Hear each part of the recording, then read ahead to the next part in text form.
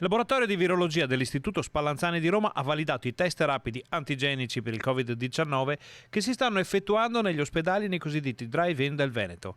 La notizia, confermata in una nota congiunta a firma dei responsabili dei laboratori dello Spallanzani e dell'ospedale di Treviso, viene rilanciata dal presidente Luca Zaia. Lo Spallanzani, guardate, noi siamo stati i primi a livello nazionale, se non anche europeo, a parlare dei tamponi rapidi. Il dottor Rigoli di Treviso ha iniziato a sperimentare i tamponi coreani. Capite che cambia il mondo dello screening.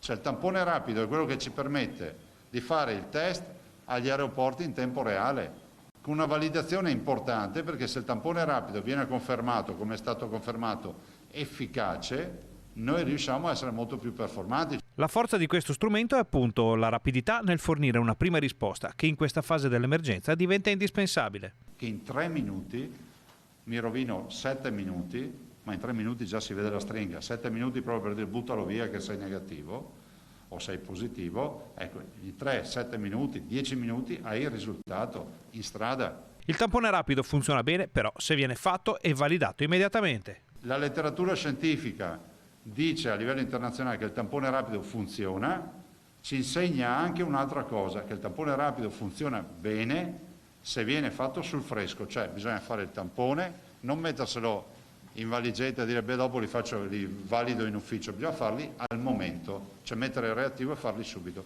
sul fresco.